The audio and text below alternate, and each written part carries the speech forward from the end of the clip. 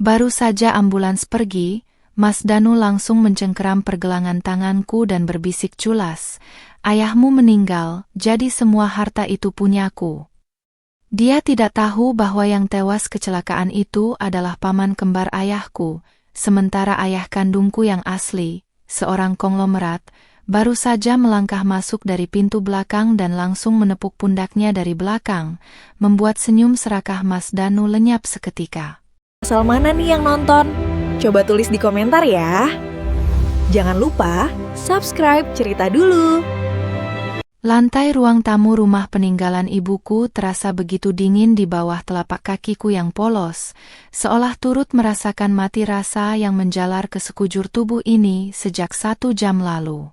Aku hanya bisa duduk bersimpuh di dekat pintu penghubung, meremas ujung pasmina hitamku dengan jemari yang gemetar hebat, sementara suara sirine ambulans yang perlahan menjauh dari halaman depan masih terngiang-ngiang menyakitkan di telingaku. Di dalam mobil jenazah yang baru saja pergi menuju rumah sakit itu, terbaring sosok pria paruh baya yang sangat mirip dengan ayahku, yang dikabarkan tewas seketika dalam sebuah kecelakaan beruntun tragis di jalur Pantura.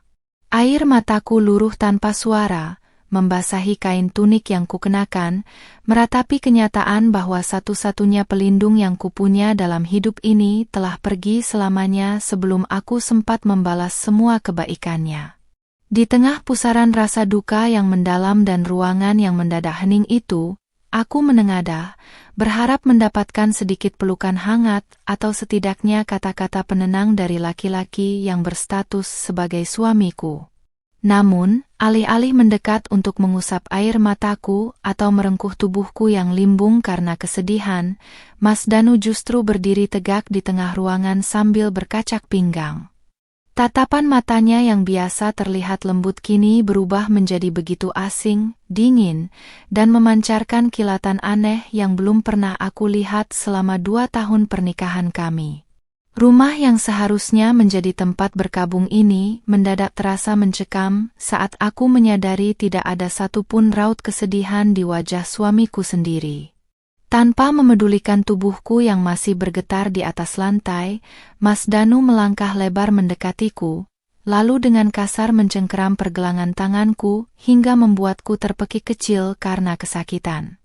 Dia menarikku berdiri paksa, mengikis jarak di antara kami hingga aku bisa mencium aroma ambisinya yang mendadak memuakkan, sementara seulas senyum culas yang sangat lebar perlahan terukir di bibirnya. Senyuman itu begitu menakutkan, sebuah seringai kemenangan yang sama sekali tidak pantas ditunjukkan oleh seorang menantu yang bapak mertuanya baru saja diangkut oleh mobil jenazah. Aku mencoba melepaskan cengkeramannya, tetapi kekuatannya yang besar membuatku terkunci, memaksaku untuk menatap langsung ke dalam sepasang matanya yang dipenuhi ketamakan. "Menangislah sepuasmu, Citra, karena setelah ini kamu tidak akan punya waktu lagi untuk meratapi orang tua itu," bisik Mas Danu tepat di depan wajahku, suaranya terdengar begitu rendah namun bergetar penuh ego yang meledak-ledak. Aku tertegun, lidahku mendadak keluh mendengarkan kalimat yang keluar dari mulut pria yang selama ini kukira adalah sosok suami yang saleh dan penuh pengertian. Cengkeramannya di pergelangan tanganku semakin mengencang, membuat aliran darahku terasa terhenti, seiring dengan detak jantungku yang berpacu tak karuan bukan karena cinta, melainkan karena rasa ngeri yang teramat sangat melihat topengnya yang kini telah runtuh sepenuhnya. Sambil mendekatkan bibirnya ke telingaku, dia berbisik dengan nada yang begitu sinis dan penuh penekanan, "Ayahmu meninggal, jadi semua harta itu punyaku." Kata-kata itu meluncur begitu saja tanpa beban, merobek sisa-sisa rasa hormat yang kupunya untuknya dan menggantinya dengan rasa jijik yang luar biasa.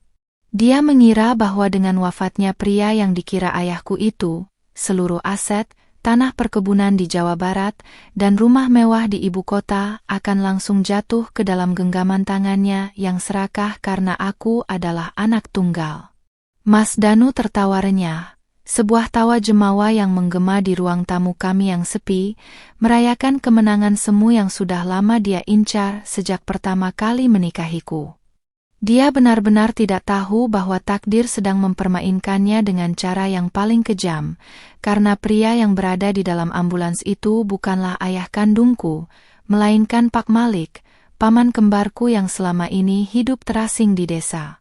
Ayahku yang asli, seorang konglomerat yang gurita bisnisnya disegani di negeri ini, sebenarnya selamat dari insiden itu dan bahkan tidak berada di dalam mobil yang ringsek tersebut. Namun, Mas Danu yang sudah dibutakan oleh kilau harta benda langsung menyimpulkan sendiri segalanya tanpa mencari tahu kebenaran, mengira bahwa dirinya kini telah menjadi raja baru atas seluruh kekayaan yang dikumpulkannya lewat pernikahan sandiwara ini. Tepat saat Mas Danu sedang menengadahkan kepalanya sambil tertawa puas, menikmati hayalan menjadi orang kaya baru yang berkuasa, pintu belakang rumah kami yang terbuat dari kayu jati tua perlahan terbuka tanpa menimbulkan suara yang berarti. Sebuah bayangan tubuh yang tegap dan berwibawa melangkah masuk dengan tenang, membelah kegelapan koridor dalam dengan langkah kaki yang mantap dan penuh karisma. Aku yang posisi wajahnya menghadap ke arah koridor langsung terbelalak, menghentikan tangisanku seketika saat melihat sosok yang sangat kukenal itu berjalan mendekati kami dengan setelan jas hitam premiumnya yang masih rapi tanpa noda sedikit pun. Langkah kaki pria berwibawa itu berhenti tepat di belakang punggung Mas Danu yang masih asyik merayakan angan-angannya, sementara atmosfer di dalam ruangan itu mendadak jatuh ke titik paling dingin yang mengintimidasi. Dengan gerakan yang lambat namun syarat akan kekuatan, sebuah tangan kekar yang di pergelangan tangannya melingkar jam tangan mewah lansiran Swiss mendarat dengan kokoh, menepuk bahu suamiku dengan sekali ketukan yang berat.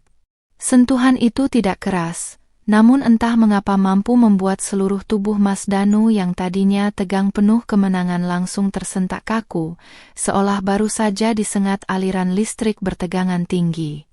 Detik itu juga, suara tawa jemawa Mas Danu terputus di tengah jalan, menyisakan keheningan yang begitu mencekam di antara kami bertiga yang berdiri di ruang tamu. Senyum serakah yang tadinya menghiasi wajah liciknya lenyap seketika tanpa bekas, digantikan oleh perubahan raut wajah yang luar biasa drastis hingga bibirnya bergetar kaku. Warna kulit wajahnya yang sawo matang mendadak berubah menjadi pucat pasi layaknya mayat, sementara matanya melotot lebar menatap lurus ke dinding kosong di depannya, tidak berani untuk menoleh ke belakang karena rasa takut yang teramat sangat mulai mencengkeram dadanya. Ruangan itu menjadi begitu sunyi hingga deru napas Mas Danu yang memburu dan berat terdengar sangat jelas di telingaku, mencerminkan kengerian yang sedang berkecamuk di dalam kepalanya. Perlahan tapi pasti, cengkeraman tangannya di pergelangan tanganku terlepas dengan sendirinya, lemas tak bertenaga seiring dengan nyalinya yang menciut drastis mendengarkan suara langkah kaki samar di belakangnya. Tepat ketika dia mencoba mengumpulkan keberanian untuk menoleh, suara bariton ayahku yang berat, dingin, dan penuh penekanan terdengar berbisik tepat di samping telinganya. "Kamu bilang, semua harta siapa tadi, Danu?" Pertanyaan yang meluncur dari bibir ayahku seolah menjadi sebuah pukulan telak yang meruntuhkan seluruh dunia fantasi yang baru saja dibangun Mas Danu di dalam kepalanya. Tubuh suamiku bergetar hebat, jauh lebih hebat daripada getaran tubuhku saat menangis tadi, seiring dengan keringat dingin yang mulai bercucuran dari pelipisnya hingga membasahi kerah kemeja batik yang dipakainya. Dia membalikkan badannya dengan sangat lambat, seperti sebuah robot yang kehabisan daya, dengan sendi-sendi yang terasa kaku dan wajah yang benar-benar putih bersih kehilangan darah. Begitu matanya menangkap sosok ayahku yang berdiri dengan tegak dan utuh di hadapannya, lutut Mas Danu langsung lemas hingga dia hampir saja jatuh tersungkur di atas lantai jika tidak segera berpegangan pada sandaran sofa.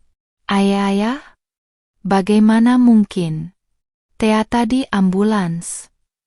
Kalimat Mas Danu terputus-putus. Lidahnya mendadak kelu dan keluarlah suara parau yang terdengar begitu menyedihkan dari tenggorokannya. Sepasang matanya yang beberapa detik lalu memancarkan ketamakan yang menjijikkan, kini melebar sempurna karena rasa syok dan ketakutan yang teramat sangat, seolah-olah dia sedang melihat hantu yang bangkit dari liang kubur. Dia menatap ayahku dari ujung rambut klimisnya hingga ujung sepatu pantofel kulitnya yang mengkilap, mencoba mencari pembenaran atas ilusi yang sedang dia saksikan. Namun karisma dan tekanan aura yang dipancarkan oleh ayahku terlalu nyata untuk dianggap sebagai sebuah mimpi buruk belaka. Ayahku tidak langsung menjawab, dia hanya berdiri dengan kedua tangan yang bersedekap di dada, menatap menantunya itu dengan tatapan mata yang begitu dingin, tajam, dan penuh dengan kilatan penghinaan.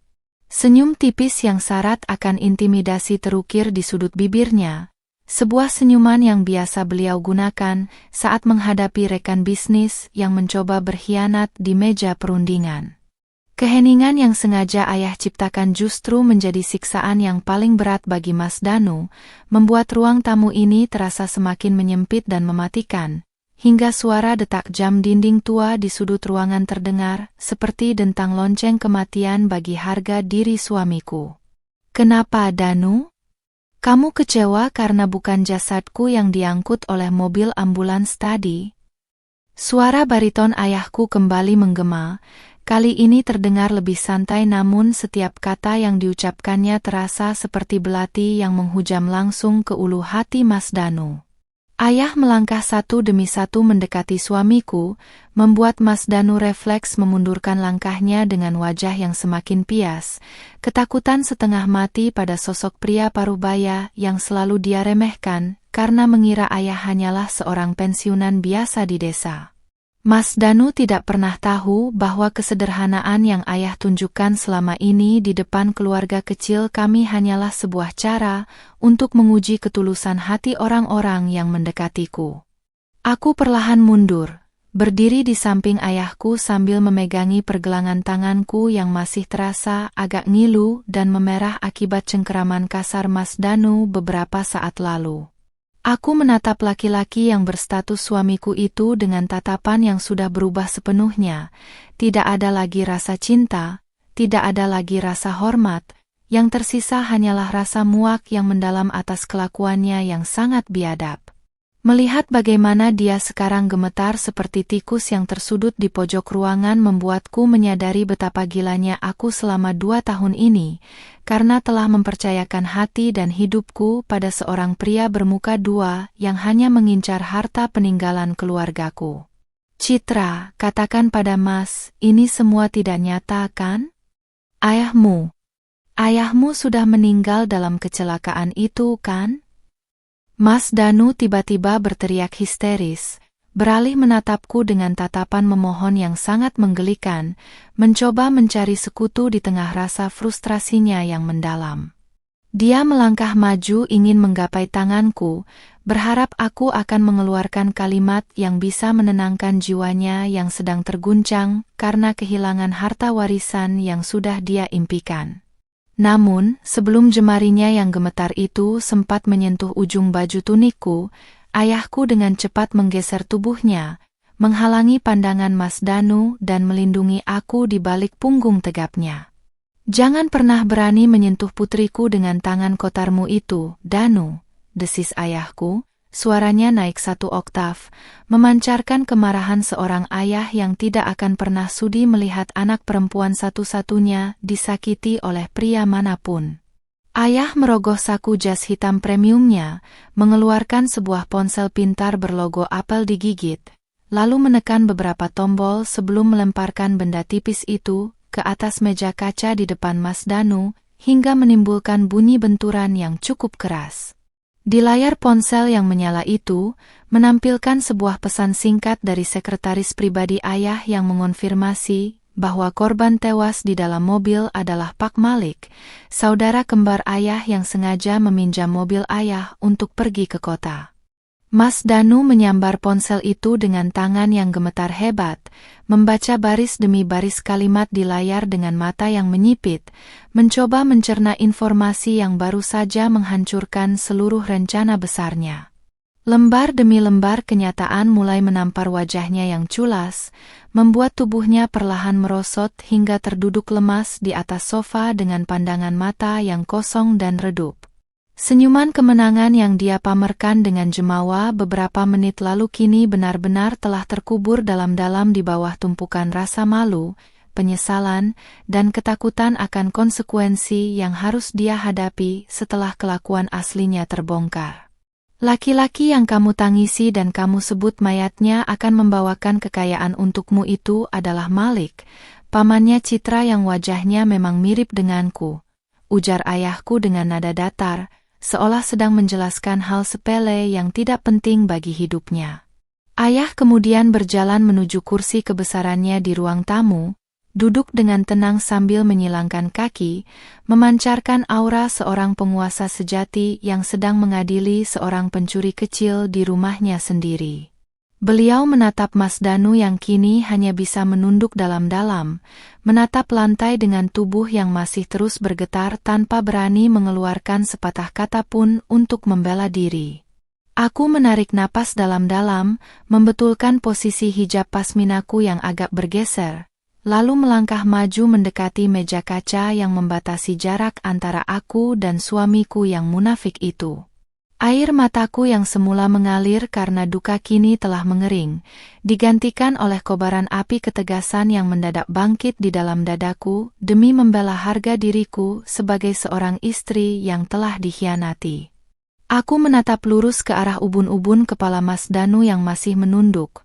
Lalu dengan suara yang lantang dan jelas, aku berkata, "Topengmu sudah hancur, Mas Danu, dan jangan harap kamu bisa membawa sepeser pun harta dari rumah ini setelah apa yang kamu lakukan padaku hari ini." Kalimat tegas yang meluncur dari bibirku seolah menjadi petir yang menyambar sisa-sisa kesadaran Mas Danu malam itu. Dia perlahan mendongak, menatapku dengan mata yang memerah dan berkaca-kaca. Namun tidak ada lagi binar kelicikan yang tadi sempat membakar tatapannya. Wajahnya yang semula tampak penuh percaya diri kini kusut masai, menyiratkan keputusasaan yang teramat sangat dari seorang pria yang sadar bahwa skenario terbaik dalam hidupnya baru saja berantakan. Dia mencoba menggerakkan bibirnya, hendak merangkai kata-kata manis yang biasa dia gunakan untuk melunakkan hatiku, tetapi kerongkongannya seolah tersumbat oleh rasa malu yang teramat besar di hadapan ayahku. "Citra, tolong dengarkan Mas dulu. Mas tadi hilaf, Mas hanya panik dan tidak tahu apa yang Mas ucapkan," ratap Mas Danu tiba-tiba sambil menjatuhkan dirinya dari sofa, berlutut di atas lantai yang dingin dan mencoba menggapai ujung kakiku. Air mata buaya mulai mengalir di pipinya yang pucat, sebuah pemandangan yang justru membuat rasa jijik di dalam dadaku semakin membuncah tak terkendali. Aku melangkah mundur dengan cepat, menghindari sentuhan tangannya seolah-olah dia adalah wabah penyakit yang paling menular, membiarkan jemarinya hanya mencengkeram udara kosong di antara kami. Di belakangku, ayahku hanya mendengus meremehkan, suara dengusan yang begitu syarat akan penghinaan terhadap harga diri seorang laki-laki yang bertekuk lutut demi materi. Ayah kemudian merapikan sedikit kerah jas hitam premiumnya, lalu mengeluarkan sebatang pulpen mahal dari saku dalamnya dengan gerakan yang sangat tenang namun penuh tekanan psikologis. Beliau tidak mengatakan apa-apa, tetapi ketukan lambat pulpen tersebut pada permukaan meja kaca menimbulkan bunyi konstan yang seolah-olah menghitung mundur sisa waktu kebebasan yang dimiliki oleh Mas Danu di dalam rumah ini. "Hilaf kamu bilang, Danu? Seseorang tidak akan sefasih itu merencanakan perampasan harta kalau hal tersebut tidak sudah bersarang di kepalanya sejak lama," sahutku dengan nada suara yang bergetar menahan amarah yang mendidih di dalam dada. Aku melipat kedua tanganku di depan dada, mencoba menguatkan diri di balik balutan tunik dan pasmina hitam yang malam ini menjadi saksi bisu runtuhnya biduk rumah tangga kami. Mengingat kembali bagaimana dia selama ini selalu mendesakku untuk menanyakan aset tanah dan tabungan milik ayah dengan alasan demi masa depan, kini semua potongan teka-teki itu terjawab dengan sangat benderang dan menyakitkan. Mas Danu beralih menatap ayahku dengan pandangan memohon yang amat sangat, berharap karisma seorang orang tua bisa luluh dengan air mata penyesalan palsunya. Ayah, demi Allah, saya sangat mencintai Citra. Saya bersumpah tidak ada niat sedikit pun untuk menguasai harta keluarga ini. Saya hanya terkejut mendengar kabar kecelakaan itu, ucapnya sesenggukan, membawa-bawa nama Tuhan demi menyelamatkan posisinya yang sudah berada di ujung tanduk. Dia bersimpuh lebih dekat ke arah kursi ayah, mengabaikan fakta bahwa dirinya sekarang terlihat seperti seorang pengemis yang sedang memohon ampunan atas dosa besar yang sengaja dia lakukan. Ayahku menghentikan ketukan pulpennya, lalu mencondongkan tubuhnya ke depan, menatap tepat ke dalam manik mata Mas Danu dengan tatapan yang bisa membuat nyali pria manapun menciut seketika. Jangan pernah berani menyebut nama Tuhan di depan saya untuk menutupi kebusukanmu, Danu, karena itu hanya membuatmu terlihat semakin menjijikkan, ucap ayah dengan suara baritonnya yang pelan namun bergaung berat ke seluruh penjuru ruangan. Ayah kemudian menyandarkan kembali tubuhnya, menatap menantunya itu seolah-olah Mas Danu hanyalah seonggok sampah yang tidak sengaja terbawa angin masuk ke dalam ruang tamunya yang bersih. Saya sudah menyelidiki latar belakangmu bahkan sebelum kamu berani melamar putriku 2 tahun yang lalu, lanjut ayahku dengan senyum dingin yang kembali mengembang di wajah matangnya yang berwibawa. Kalimat itu seketika membuat tangisan palsu Mas Danu terhenti, kepalanya perlahan terangkat dengan mata melotot lebar penuh keterkejutan yang baru. Dia tidak pernah menyangka bahwa pria paruh-baya yang selalu berpenampilan bersahaja dan ramah ini, ternyata telah mengantongi semua rahasia gelap yang selama ini dia sembunyikan dengan sangat rapi dari pengetahuanku. Ayahku kembali merogoh saku jasnya, kali ini mengeluarkan sebuah amplop coklat tebal berlogo sebuah lembaga penyelidik swasta terkemuka di ibu kota, lalu melemparkannya tepat ke hadapan Mas Danu. Amplop itu terbuka sedikit, memperlihatkan beberapa lembar dokumen keuangan, foto-foto Mas Danu bersama seorang wanita lain, serta catatan utang-utang judi online yang nilainya mencapai ratusan juta rupiah. Dunia Mas Danu benar-benar runtuh seutuhnya saat melihat bukti-bukti otentik itu berserakan di atas lantai, membongkar alasan sebenarnya mengapa dia begitu bernafsu menginginkan harta warisan ayahku. Kamu mengira pernikahan ini adalah jalan pintas untuk melunasi semua utang-utang harammu itu, kan? Kamu mendekati Citra karena tahu dia adalah anak seorang pria yang kamu kira lemah dan bisa kamu bodohi, desis ayahku, dan kali ini kemarahan yang tertahan sejak tadi mulai terpancar jelas dari urat-urat yang menegang di pelipisnya. Aku yang baru pertama kali melihat dokumen-dokumen itu langsung membekap mulutku sendiri. Air mataku kembali menetes bukan karena duka kehilangan paman, melainkan karena rasa sakit hati yang teramat dalam mengetahui bahwa aku telah dinikahi hanya untuk dijadikan jaminan pelunas utang. Mas Danu terduduk lemas di atas lantai dengan tatapan yang benar-benar kosong, menyadari bahwa semua rencana busuk yang dia susun dengan rapi selama bertahun-tahun telah gagal total di tangan ayahku. Tidak ada lagi jalan keluar. Tidak ada lagi kebohongan yang bisa dia rakit, karena malam ini dia tidak hanya kehilangan kesempatannya untuk menjadi orang kaya baru, tetapi juga telah menggali lubang kehancurannya sendiri. Di tengah keheningan yang mencekam itu, aku menghapus air mataku dengan kasar, memantapkan hati untuk mengambil keputusan terbesar yang akan mengubah seluruh sisa hidupku setelah malam yang melelahkan ini. Ruang tamu yang sedari tadi terasa mencekam kini mendadak sunyi, hanya menyisakan lembaran-lembaran kertas dari amplop coklat yang berserakan di atas lantai, menelanjangi semua aib Mas Danu.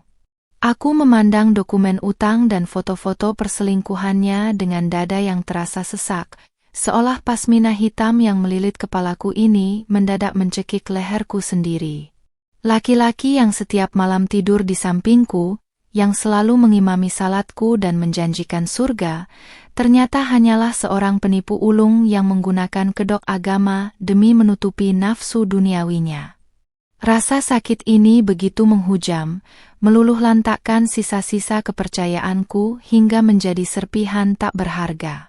Citra, demi Allah, foto-foto itu tidak seperti yang kamu lihat.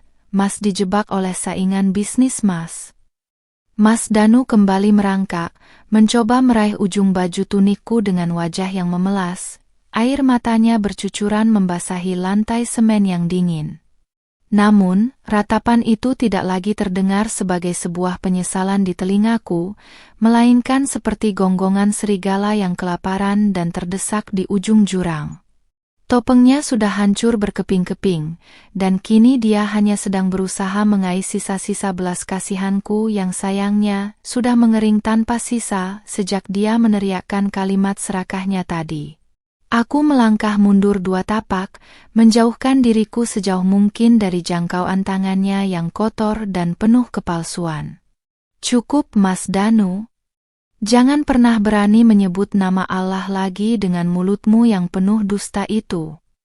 Teriakku dengan suara yang bergetar hebat, menahan gelombang amarah yang membuncah dari dasar lambungku. Air mata yang sempat menetes di pipiku langsung kuusap dengan kasar menggunakan punggung tangan, menandai batas akhir dari kesabaranku sebagai seorang istri yang selama 2 tahun ini selalu mengalah dan mencoba berbakti. Ayahku perlahan bangkit dari kursi kebesarannya, melangkah dengan keanggunan seorang pria yang memegang kendali penuh atas situasi malam ini. Setelan jas hitam premiumnya tampak bergerak selaras dengan langkah kakinya yang mantap, menciptakan siluet yang begitu dominan dan mengintimidasi di bawah pendar lampu ruang tamu. Beliau berdiri tepat di sampingku, meletakkan telapak tangannya yang hangat di atas pundakku, memberikan suntikan kekuatan yang seketika meredakan getaran hebat di tubuhku akibat amarah yang tertahan. Kamu dengar itu, Danu?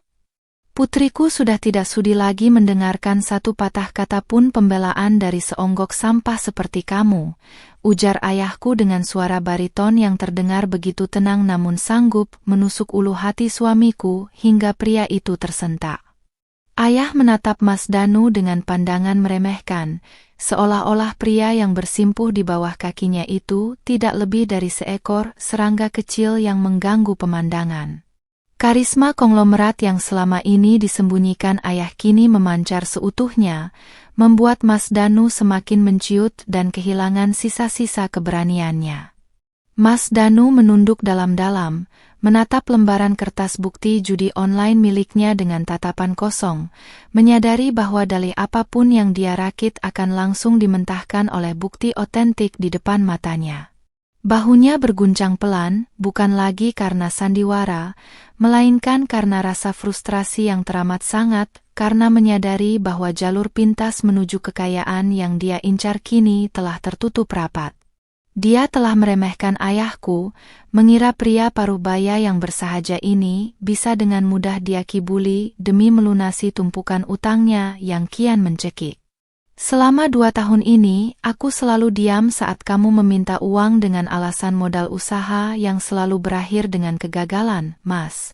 Ucapku lirih namun syarat akan penekanan, menatap lurus ke arah ubun-ubun kepalanya yang masih menunduk. Aku bahkan rela hidup sederhana di rumah peninggalan ibu ini, menolak semua fasilitas dari ayah, karena aku ingin menghargai harga dirimu sebagai kepala keluarga. Tapi ternyata, semua pengorbananku hanya kamu balas dengan makian dan niat busuk untuk merampas harta keluargaku saat mengira ayah sudah tiada. Kalimat-kalimatku seolah menjadi tamparan bertubi-tubi yang membuat Mas Danu tidak berani lagi mendongakkan kepalanya untuk menatap mataku. Penyesalan yang sesungguhnya mungkin mulai merayapi hatinya, bukan karena dia menyadari kesalahannya, melainkan karena dia baru sadar telah membuang sebuah tambang emas yang sesungguhnya demi keserakan sesaat. Angan-angannya untuk menguasai perkebunan di Jawa Barat dan rumah mewah di ibu kota kini menguap begitu saja bersama angin malam yang berembus masuk lewat celah jendela. Ayahku kemudian berjalan menuju meja kaca, mengambil kembali ponsel pintarnya dengan gerakan perlahan, lalu menatap Mas Danu yang masih bersimpuh lemas.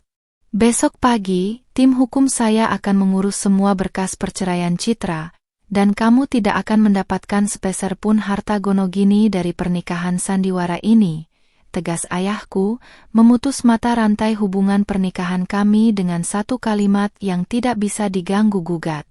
Mendengar hal itu, Mas Danu langsung mendongak dengan mata terbelalak, menyadari bahwa kehancuran finansial dan sosialnya sudah di depan mata.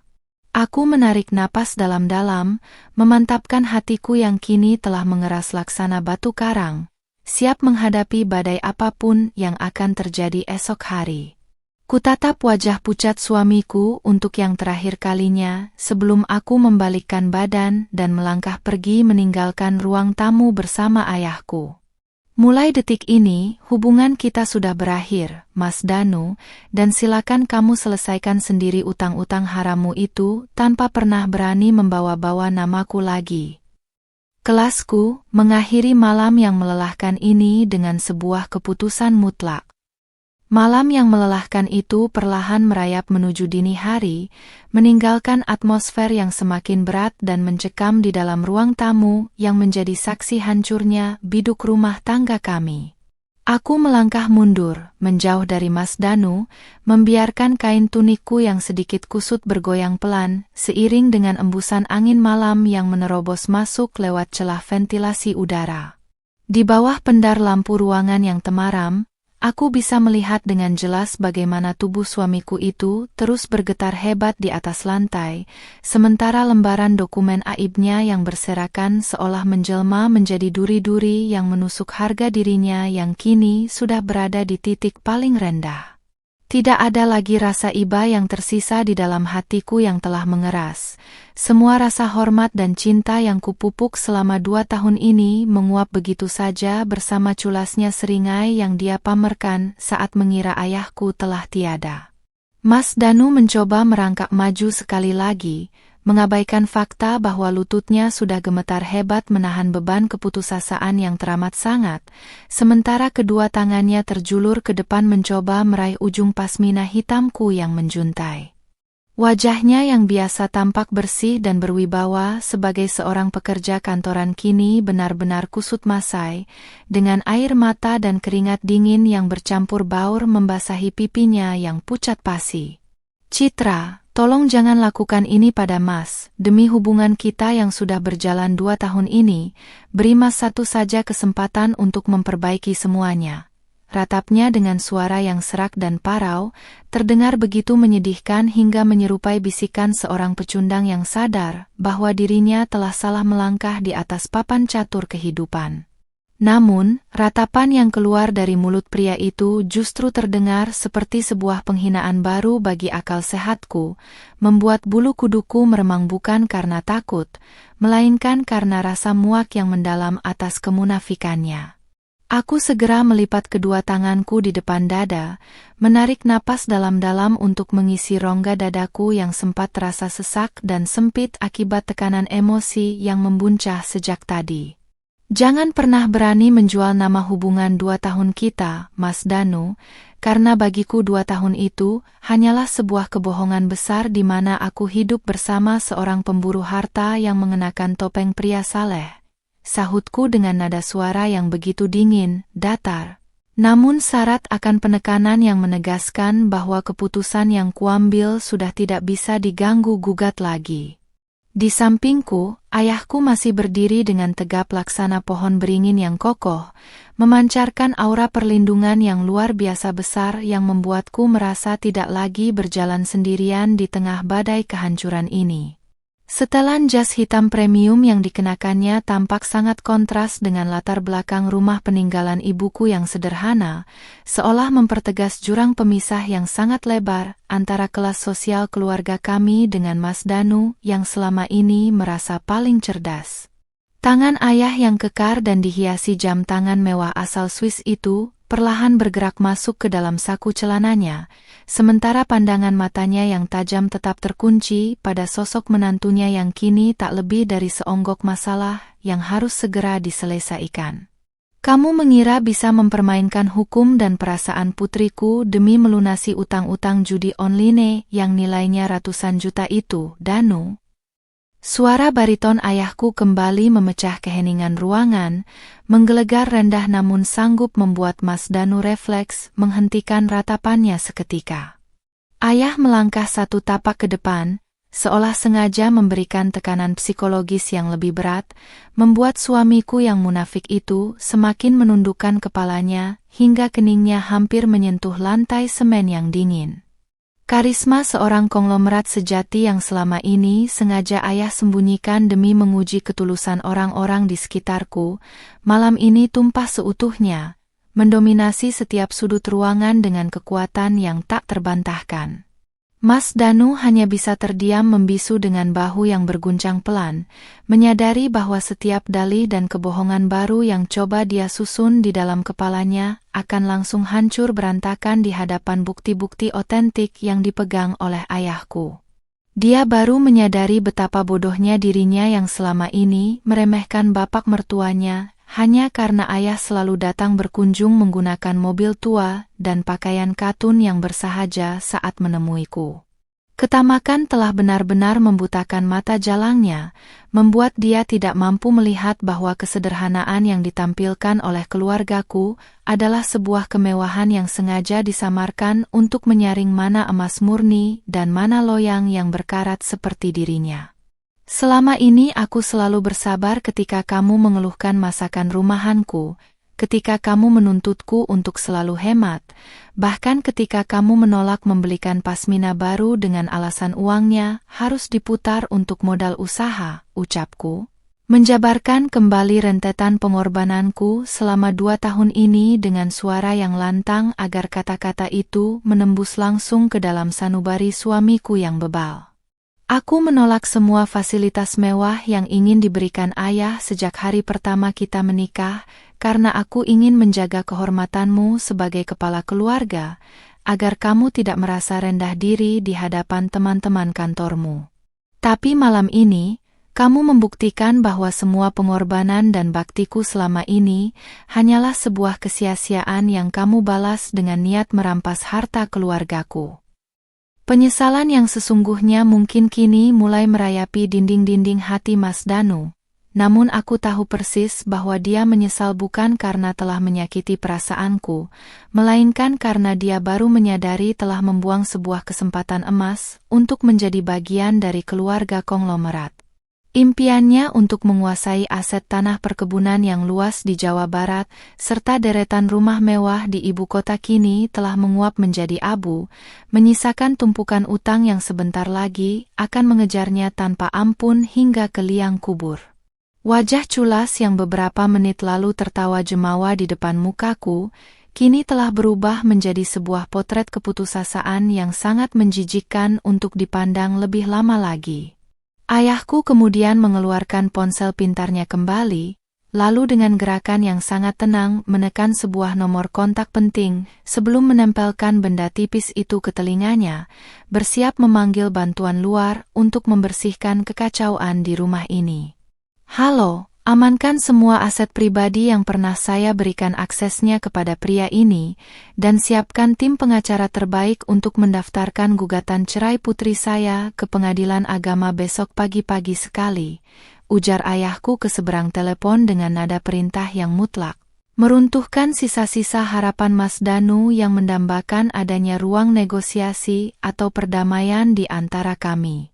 Mendengar perintah tegas dari ayahku, Mas Danu mendongak dengan mata yang terbelalak lebar penuh kengerian, menyadari bahwa esok hari kehidupannya tidak akan pernah sama lagi, karena dia akan menghadapi kehancuran total secara finansial, sosial, dan hukum sekaligus. Aku menarik napas dalam-dalam, membetulkan letak hijab pasminaku yang sempat agak longgar, lalu berbalik memunggungi suamiku yang kini sudah sah menjadi bagian dari masa laluku yang buruk. Bersama ayahku yang berjalan di sampingku dengan langkah tegap, aku melangkah meninggalkan ruang tamu menuju kamar utama, siap untuk mengepak barang-barangku dan menutup lembaran hitam pernikahan ini dengan kepala tegak tanpa ada sedikit pun rasa sesal.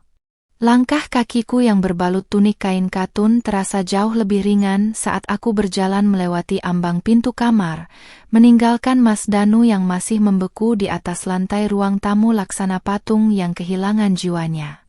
Di dalam kamar tidur yang selama 2 tahun ini menjadi saksi bisu pengorbanan dan kesabaranku, aku segera membuka lemari pakaian tua peninggalan almarhumah ibuku dengan gerakan yang mantap tanpa ada lagi keraguan.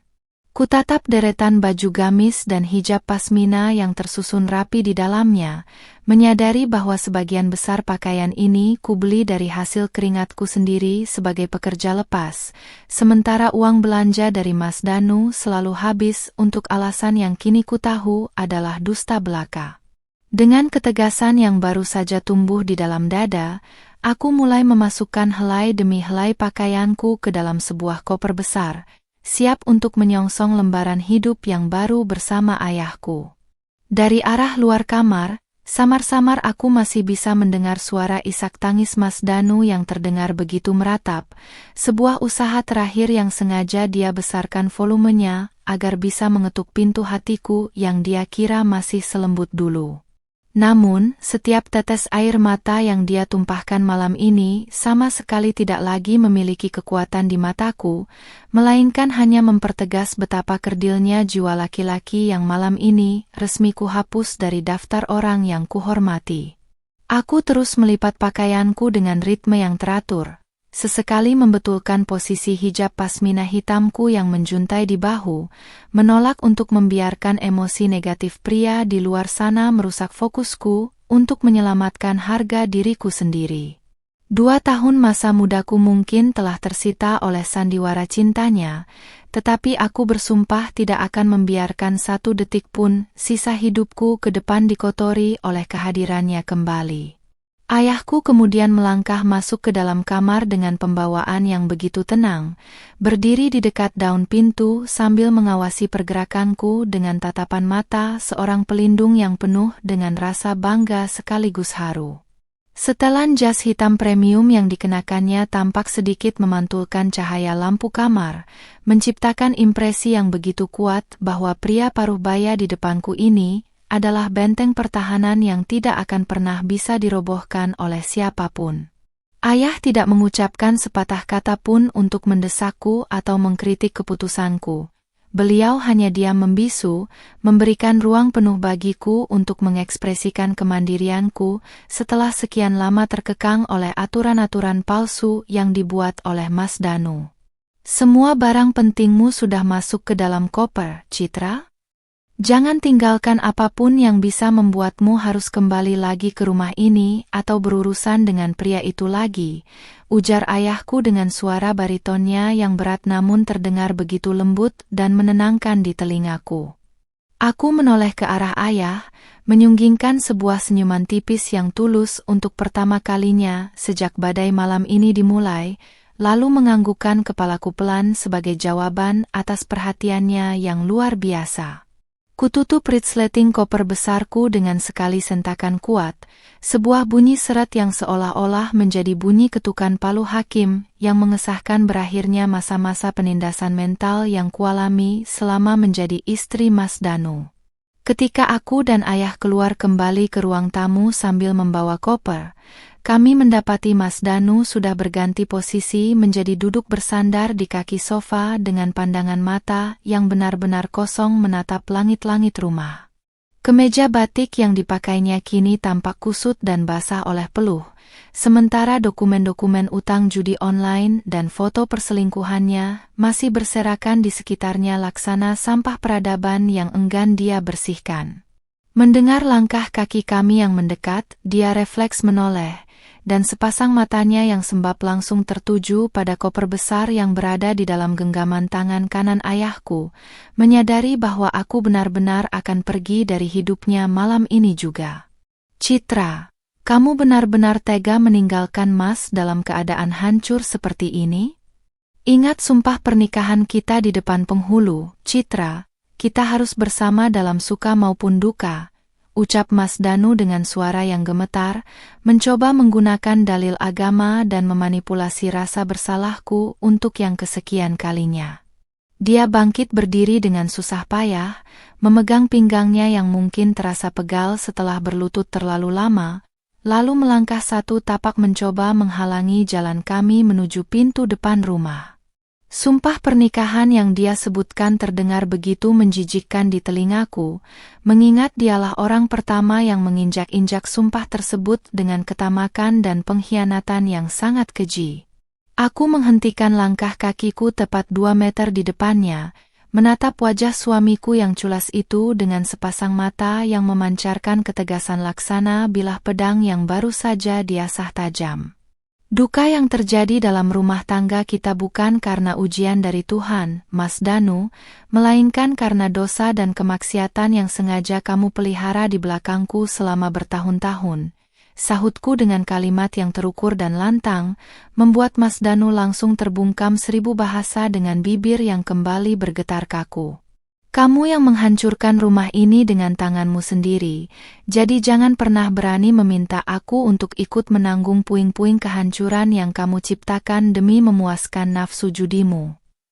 Ayahku yang berdiri di sampingku langsung menggeser posisi tubuhnya, maju satu langkah ke depan sehingga karisma dan postur tubuhnya yang tegap sepenuhnya mengintimidasi ruang gerak Mas Danu yang kian menyempit. Ayah menatap menantunya itu dari atas ke bawah dengan tatapan dingin yang syarat akan ancaman hukum yang nyata, membuat Mas Danu refleks mundur setapak demi setapak hingga punggungnya membentur tepi meja kaca. Mulai besok pagi, kamu tidak hanya akan berhadapan dengan tim pengacara perceraian, Danu, tetapi juga dengan tim auditor hukum saya yang akan memeriksa seluruh aliran dana usaha yang pernah kamu minta dari Citra, tegas ayahku dengan nada bicara yang datar namun mematikan. Mendengar kata auditor hukum, wajah Mas Danu yang tadinya sudah pucat kini berubah menjadi kelabu, menyiratkan ketakutan yang jauh lebih besar, karena dia tahu persis ada banyak uang yang dia gelapkan dengan menggunakan nama perusahaan fiktif. Dia menjatuhkan dirinya kembali ke atas sofa dengan tubuh yang lemas tak bertulang, menyadari bahwa ancaman ayahku bukan sekadar gertakan sambal belaka, melainkan sebuah kepastian hukum yang bisa menjebloskannya ke dalam sel tahanan. Seluruh skenario licik yang dia bangun saat mengira bapak mertuanya tewas kecelakaan kini berbalik menjadi sebuah senjata makan tuan yang siap mengeksekusi sisa masa depannya hingga hancur berkeping-keping. Tanpa memedulikan lagi ratapan atau pandangan memelas dari pria yang kini resmi menjadi musuh dalam selimutku, aku melangkah mantap membuka pintu depan rumah, membiarkan udara malam yang segar menerpa wajahku dan hijab pasminaku yang melambai ditiup angin. Ayahku berjalan di sampingku, memasukkan koper besar ke dalam bagasi mobil hitam mewah yang baru saja tiba di halaman depan, dengan dikawal oleh 2 orang pria berbadan tegap berpakaian rapi. Aku menoleh ke belakang untuk yang terakhir kalinya, menatap rumah peninggalan ibuku yang kini terasa bersih dari aura kemunafikan, lalu melangkah masuk ke dalam mobil bersama ayahku, siap meninggalkan Mas Danu sendirian dalam badai keadilan yang baru saja berpindah ke atas kepalanya. Roda mobil mewah yang dikendarai oleh sopir pribadi ayahku perlahan bergulir membelah keheningan jalanan aspal malam kota yang mulai lengang, meninggalkan area perumahan lama tempat aku menghabiskan 2 tahun penuh kepalsuan. Di dalam kabin mobil yang kedap suara dan beraroma terapi lavender yang menenangkan ini, aku duduk bersandar di samping ayahku, menatap kosong keluar jendela melihat lampu-lampu jalan yang bergerak mundur laksana kenangan buruk yang siap kutinggalkan. Jari jemariku yang terbalut kain tunik katun pelan-pelan mulai rileks, tidak lagi mengepal tegang seperti saat aku berada di ruang tamu tadi, seiring dengan embusan napas panjang yang kuhela demi membuang sisa-sisa sesak di dada. Hijab pasmina hitam yang melilit kepalaku terasa seperti sebuah mahkota kehormatan baru yang berhasil kupertahankan dari cengkeraman keserakan seorang pria bernama Danu. Ayahku mengulurkan tangannya yang hangat, menepuk punggung tanganku dengan lembut seolah tahu bahwa di balik ketegasan yang kupamerkan sejak tadi, ada sepotong hati seorang wanita yang baru saja remuk dihantam kenyataan pahit. Jam tangan mewah Swiss di pergelangan tangannya memantulkan pendar cahaya lampu dashboard mobil, mengingatkanku kembali bahwa sosok di sampingku ini adalah seorang penguasa bisnis yang memiliki kekuatan besar untuk melindungiku dari badai apapun. Kamu sudah melakukan hal yang benar, Citra. Menangislah jika itu membuatmu merasa lebih baik, karena setelah malam ini, Ayah tidak akan membiarkan air matamu jatuh lagi untuk laki-laki tidak tahu diuntung itu, ucap ayah dengan suara baritonnya yang terdengar sangat teduh namun penuh dengan kepastian seorang pelindung sejati.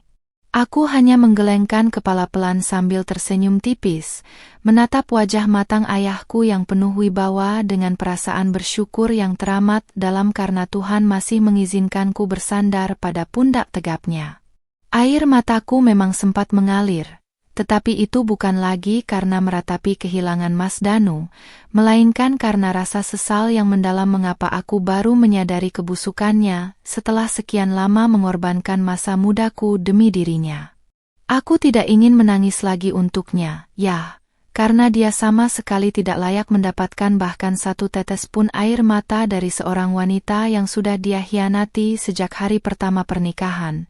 Sahutku dengan nada suara yang mantap dan jernih, menandai bahwa fase meratap dalam hidupku telah selesai dan kini saatnya aku bangkit berdiri. Mobil terus melaju dengan kecepatan stabil, memasuki kawasan komersial elit di pusat ibu kota yang dipenuhi oleh gedung-gedung pencakar langit dan kompleks apartemen mewah dengan sistem keamanan tingkat tinggi. Di tempat inilah sebenarnya duniaku yang asli berada. Dunia penuh kecukupan yang sengaja kutinggalkan 2 tahun lalu, hanya karena ego kekanak-kanakan yang mempercayai bualan Mas Danu tentang hidup mandiri dari nol tanpa campur tangan orang tua. Kini, setelah semua topeng indah itu runtuh, aku menyadari bahwa mandiri bukan berarti membiarkan diriku dieksploitasi oleh pria serakah yang memanfaatkan statusku sebagai anak tunggal seorang konglomerat untuk melunasi utang judi pribadinya. Sembari mobil terus membelah jalanan, ayahku mengeluarkan ponsel pintarnya kembali, membuka sebuah aplikasi pesan terenkripsi khusus, dan mulai mengetik beberapa baris perintah kepada tim hukum korporatnya yang standby 24 jam. Di bawah pendar cahaya layar ponsel, aku bisa melihat sekilas beberapa nama firma hukum papan atas di Indonesia yang langsung digerakkan ayah malam ini juga untuk mengunci seluruh ruang gerak Mas Danu. Ayah tidak hanya ingin menceraikan pria itu dariku, melainkan ingin memastikan bahwa Mas Danu mendapatkan balasan hukum yang setimpal atas setiap rupiah dana modal usaha yang telah dia gelapkan dari tabungan pribadiku selama ini. Tim hukum kita sudah menyiapkan draft gugatan cerai sekaligus laporan pidana atas dugaan penipuan dan penggelapan dana berkedok investasi fiktif yang dilakukan Danu, ujar ayahku setelah meletakkan ponselnya kembali ke dalam saku jas hitam premiumnya dengan gerakan yang sangat tenang. Dia mengira bisa menguasai tanah perkebunan di Jawa Barat milik keluarga kita, maka besok dia harus bersiap menghadapi kenyataan bahwa jangankan tanah perkebunan, sepasang sepatu yang dia pakai pun bisa disita untuk membayar ganti rugi. Kalimat ayah terdengar begitu dingin di telingaku, namun entah mengapa memberikan rasa aman yang luar biasa, seolah angin keadilan sedang bertiup kencang untuk membersihkan jalanku ke depan. Sementara itu, jauh di belakang kami, di dalam ruang tamu rumah tua yang baru saja kami tinggalkan, Mas Danu mungkin sedang berkejaran dengan waktu dan rasa panik yang kian mencekik lehernya sendiri. Setelah kepergianku dan ayah, dia pasti menyadari bahwa posisinya kini benar-benar berada di ujung tanduk tanpa ada satupun celah untuk melarikan diri dari jerat utang judi online-nya. Lembaran-lembaran kertas bukti perselingkuhan dan catatan utang yang masih berserakan di atas lantai semen rumah itu kini berubah menjadi dokumen dakwaan yang siap menyeretnya ke balik jeruji besi. Ketamakan yang selama ini menjadi motor penggerak hidupnya kini justru menjadi bahan bakar yang akan membakar seluruh sisa masa depannya hingga tak bersisa. Aku membetulkan posisi dudukku, merapikan sedikit kerutan pada baju tunikku yang mulai terasa agak sejuk akibat embusan pendingin udara mobil yang bekerja dengan sangat maksimal sepanjang perjalanan. Kupandangi pantulan diriku sendiri di kaca jendela mobil yang gelap, wajah seorang wanita muda berusia 25 tahun yang mungkin tampak lelah, namun sepasang matanya kini memancarkan kilatan ketegasan yang belum pernah ada sebelumnya. Pengalaman pahit malam ini telah menempas habis sisa-sisa kepolosanku, mengubahku menjadi sosok yang lebih dewasa dan tidak akan pernah lagi bisa dibodohi oleh kata-kata manis pria manapun yang datang dengan niat terlubung.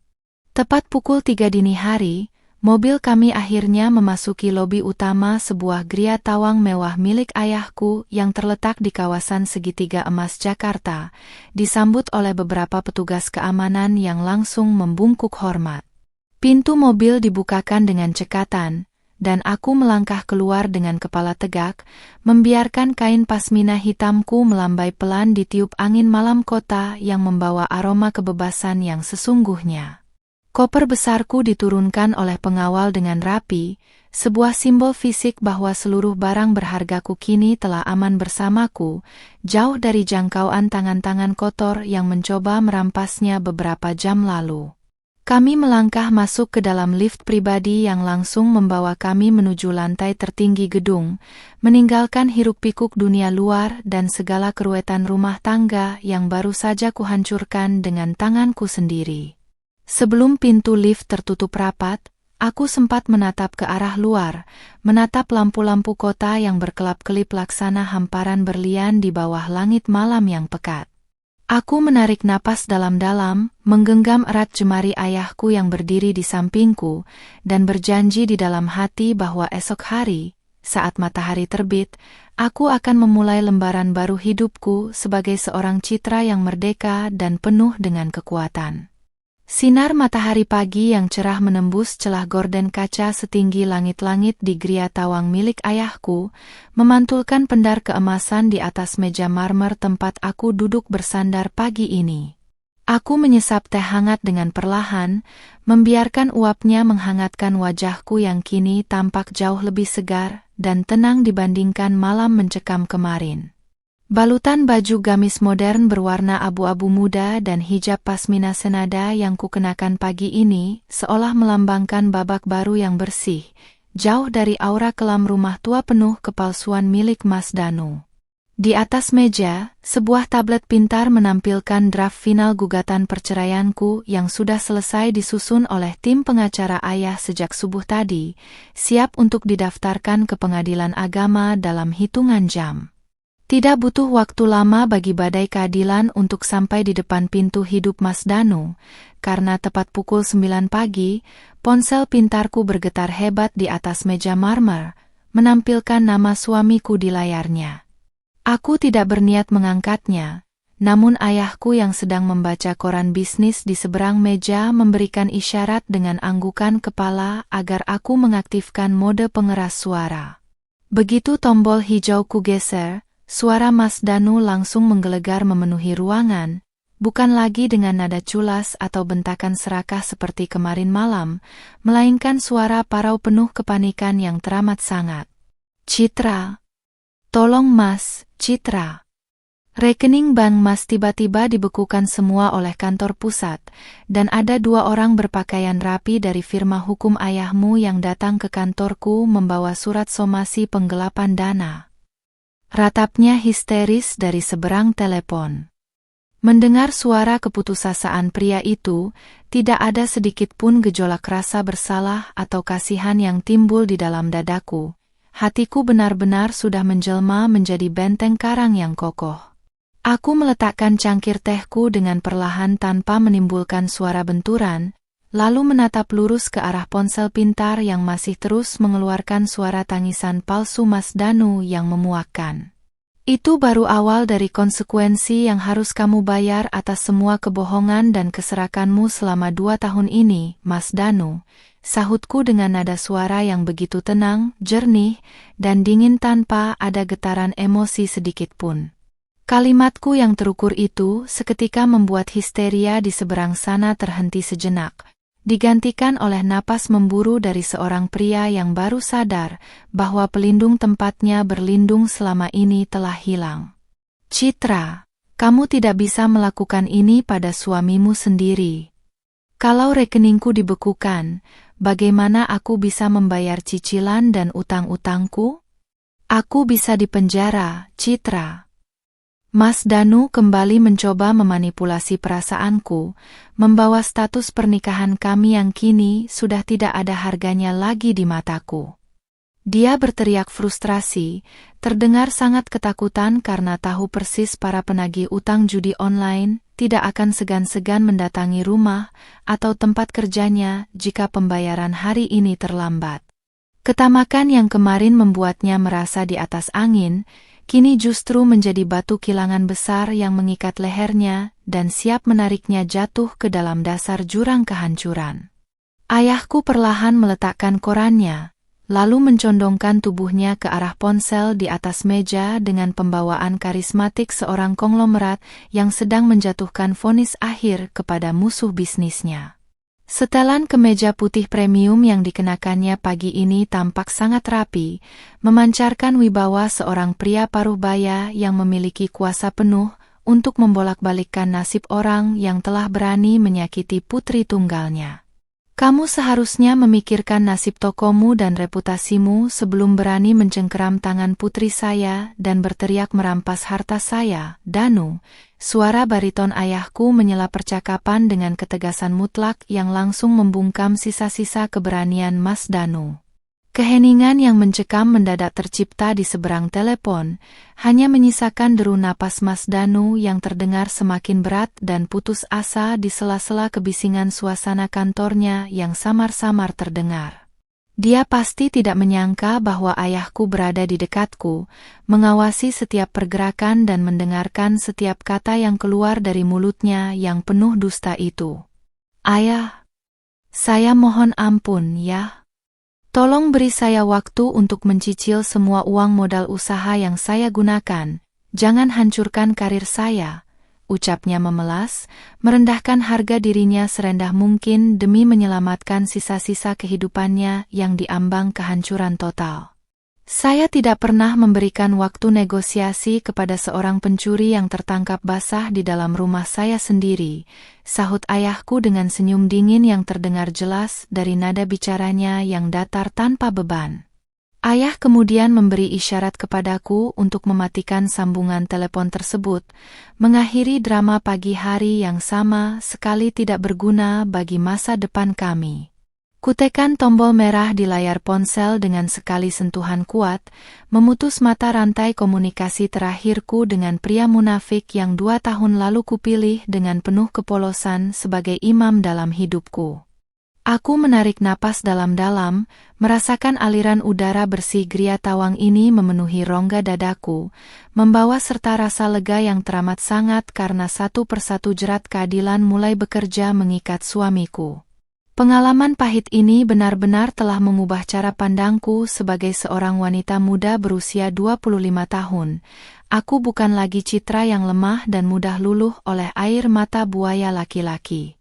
Di sampingku, ayahku tersenyum bangga melihat ketegaran yang kutunjukkan, sebuah pembuktian bahwa darah seorang pengusaha sejati mengalir deras di dalam tubuhku, siap menghadapi tantangan apapun di depan mata.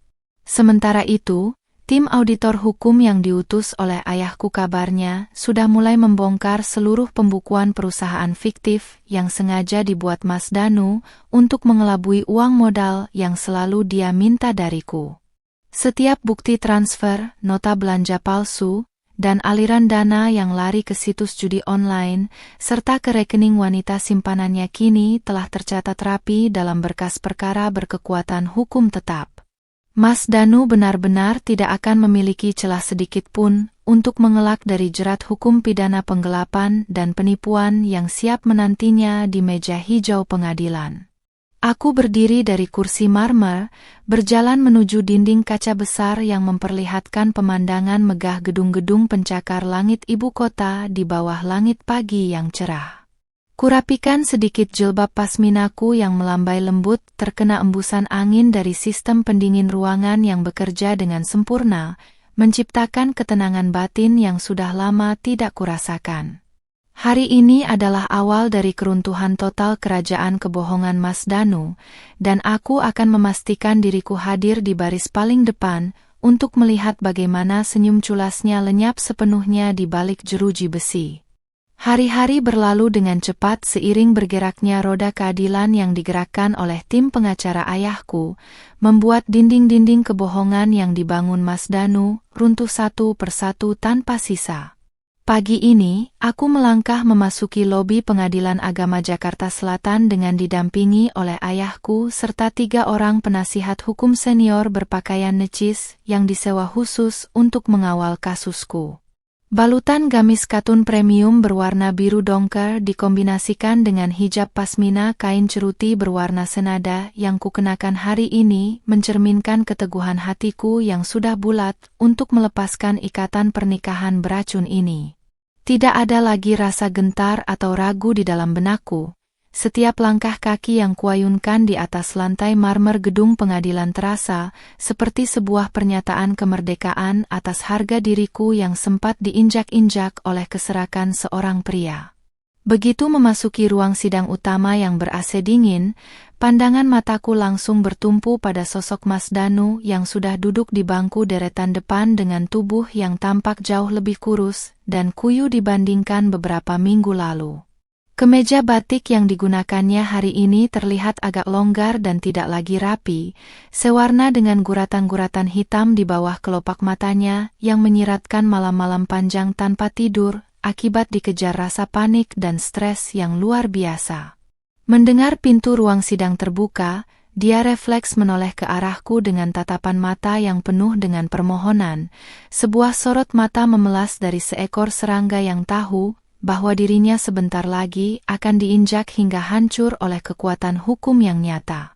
Di sampingku, ayahku tetap berjalan dengan pembawaan karismatik seorang konglomerat sejati, melangkah tegap dengan setelan jas hitam premiumnya yang tanpa cacat, memancarkan aura dominasi yang langsung membungkam atmosfer di dalam ruangan tersebut. Jam tangan mewah Swiss yang melingkar di pergelangan tangan ayah sesekali berkilau terkena pantulan lampu ruangan, seolah menjadi pengingat yang konstan bagi Mas Danu akan jurang pemisah status sosial yang gagal dia seberangi akibat ketamakannya sendiri. Ayah sama sekali tidak sudi melirik ke arah menantunya itu.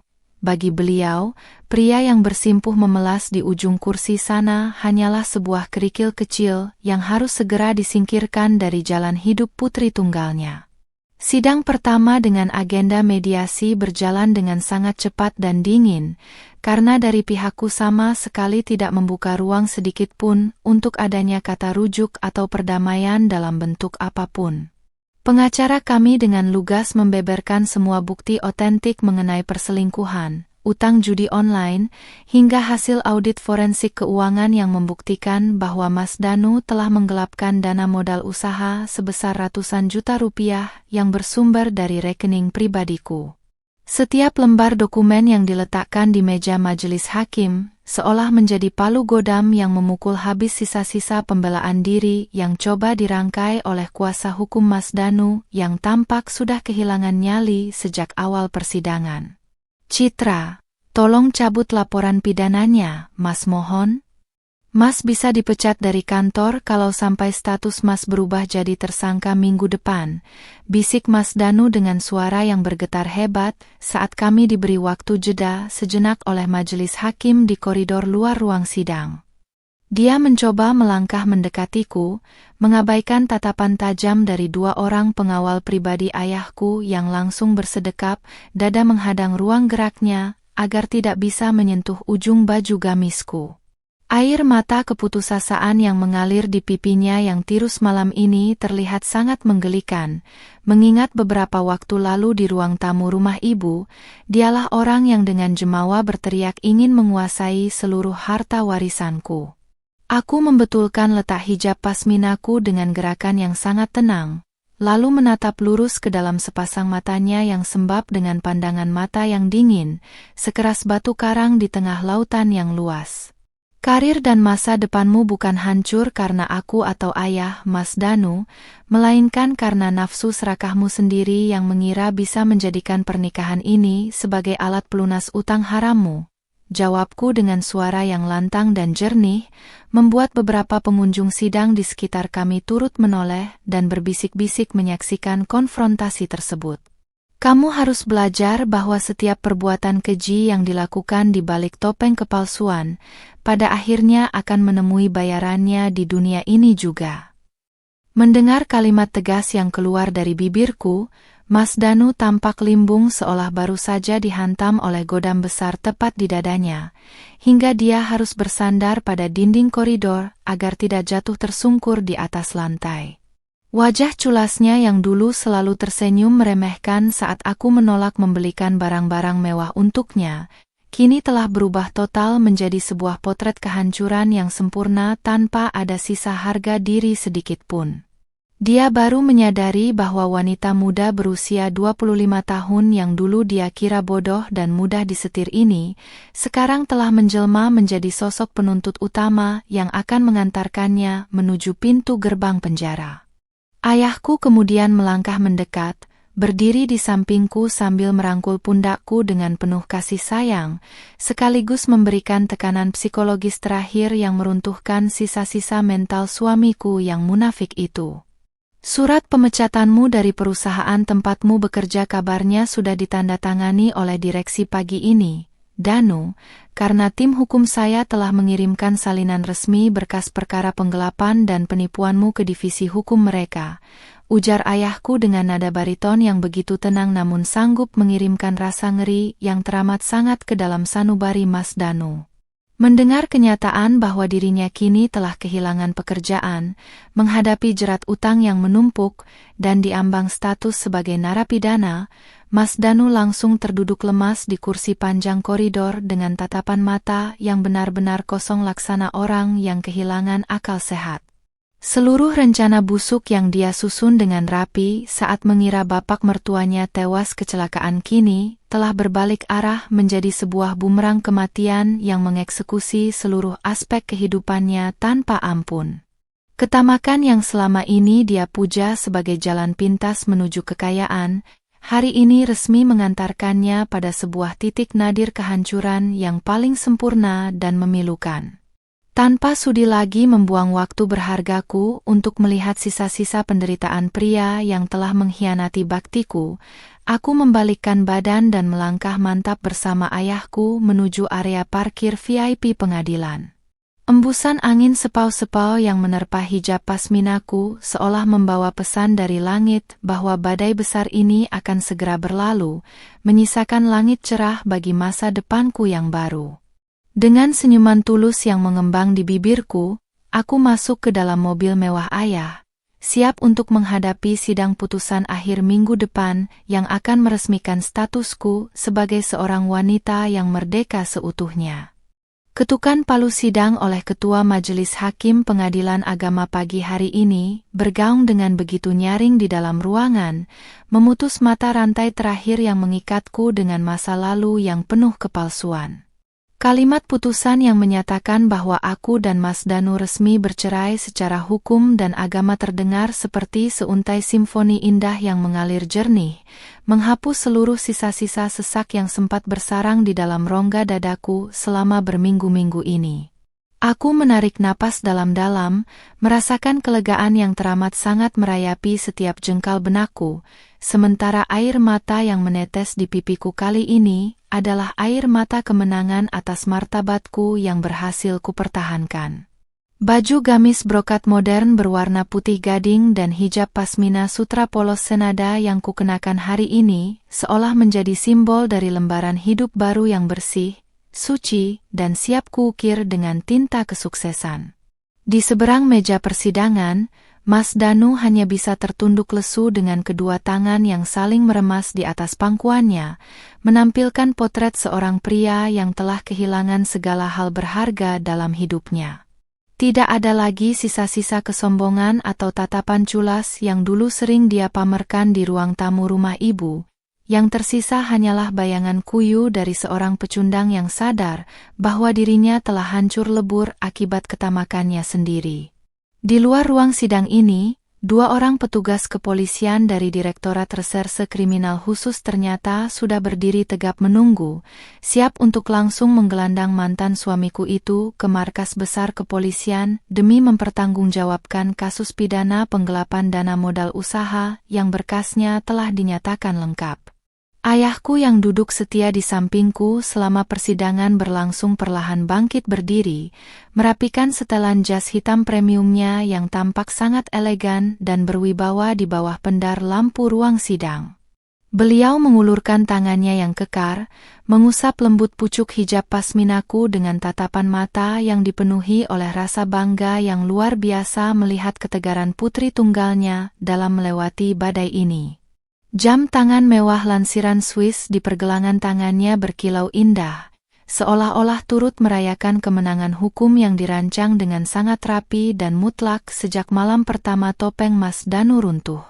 Karisma seorang konglomerat sejati terpancar sempurna dari pembawaan ayah, mendominasi seluruh ruangan dan menegaskan kepada dunia bahwa tidak ada satu orang pun yang boleh meremehkan keluarganya. Ketika kami melangkah keluar dari ruang sidang menuju koridor utama pengadilan, Mas Danu tiba-tiba berlutut di atas lantai marmer yang dingin, tepat di depan langkah kaki ayahku dengan air mata yang bercucuran deras membasahi pipinya yang kuyu. Kedua tangannya yang bergetar hebat mencoba menggapai ujung sepatu pantofel kulit milik ayah, meratap histeris memohon belas kasihan terakhir agar laporan pidana yang menjeratnya bisa dicabut sebelum dia dimasukkan ke dalam sel tahanan. Ayah, Citra, saya mohon ampun, jangan biarkan saya di penjara. Saya berjanji akan mengembalikan semua uang itu seumur hidup saya, tolong kasihanilah saya. Ratapnya dengan suara yang serak dan parau, terdengar begitu menyedihkan hingga mengundang perhatian dari puluhan pengunjung pengadilan lainnya. Namun, pemandangan menyedihkan yang dipertontonkan oleh mantan suamiku itu sama sekali tidak mampu menggerakkan bahkan 1 milimeter pun rasa iba di dalam dadaku yang kini telah mengeras laksana batu karang sejati. Aku menghentikan langkah kakiku tepat di hadapannya, melipat kedua tanganku di depan dada dengan keanggunan seorang wanita muda berusia 25 tahun yang telah lulus dari ujian kehidupan yang paling kejam. Satu-satunya orang yang harus kamu kasihani adalah dirimu sendiri, Mas Danu, karena kamulah yang dengan sadar memilih jalan kemaksiatan judi dan penipuan ini demi memuaskan nafsu duniawimu. Sahutku dengan nada suara yang lantang, jernih, dan begitu dingin hingga sanggup membungkam histeria pria di bawah kakiku tersebut.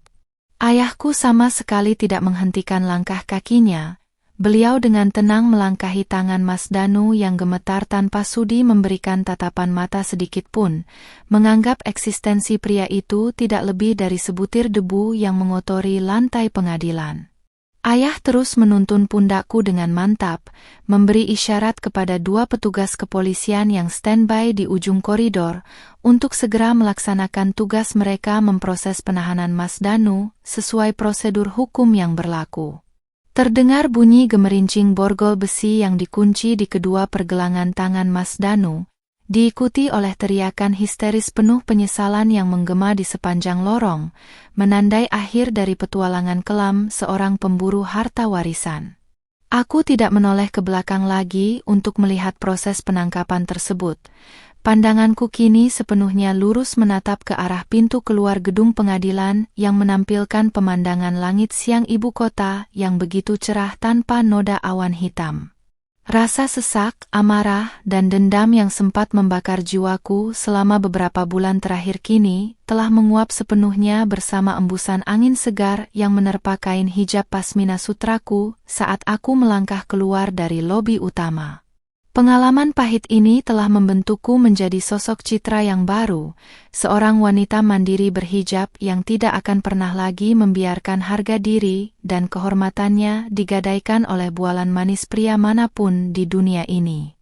Di area parkir VIP, mobil mewah hitam milik ayahku sudah terparkir rapi dengan pintu yang dibukakan secara cekatan oleh sopir pribadi keluarga kami yang langsung membungkuk hormat menyambut kedatangan kami.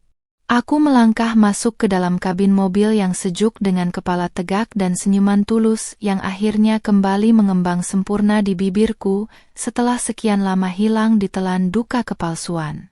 Di dalam mobil yang berjalan membelah jalanan protokol Jakarta, ayahku menyerahkan sebuah map kulit eksklusif berwarna hitam yang di dalamnya berisi dokumen pengangkatan diriku sebagai direktur utama yang baru untuk mengelola anak perusahaan perkebunan kelapa sawit milik keluarga kami di Jawa Barat. Ini adalah panggung barumu, Citra. Buktikan kepada dunia dan kepada orang-orang yang pernah meremehkanmu bahwa kamu mampu berdiri di atas kakimu sendiri dengan kekuatan dan kecerdasan yang kamu miliki, ujar ayahku dengan suara baritonnya yang mantap, dipenuhi oleh keyakinan penuh akan kemampuan putri tunggalnya. Aku menerima map kulit tersebut dengan tangan yang stabil dan hati yang bergetar penuh semangat baru. Menyadari bahwa takdir tidak pernah benar-benar menghancurkanku, melainkan hanya sedang menempas habis bagian yang rapuh agar aku bertransformasi menjadi wanita yang luar biasa tangguh. Harta kekayaan yang dulu ingin dirampas secara culas oleh Mas Danu, kini sepenuhnya berada di bawah kendali mutlak jemariku untuk dikembangkan menjadi manfaat bagi banyak orang. Roda mobil terus bergulir membawa kami menjauh dari kompleks pengadilan, membelah hiruk-pikuk kota menuju masa depan cerah yang telah menantiku dengan sejuta peluang emas di depan mata. Kurapikan sedikit posisi hijab pasmina putih gadingku sembari menatap pantulan diriku di kaca jendela mobil yang gelap, melihat sepasang mata yang kini tidak lagi memancarkan kesedihan, melainkan kilatan visi seorang pemimpin masa depan. Senyum culas Mas Danu kini telah lenyap seutuhnya di balik jeruji besi dingin tempatnya meratapi keserakan, sementara aku berjalan mantap menyongsong fajar kemenangan sejatiku bersama ayah tercinta yang selalu menjadi benteng pelindung utamaku.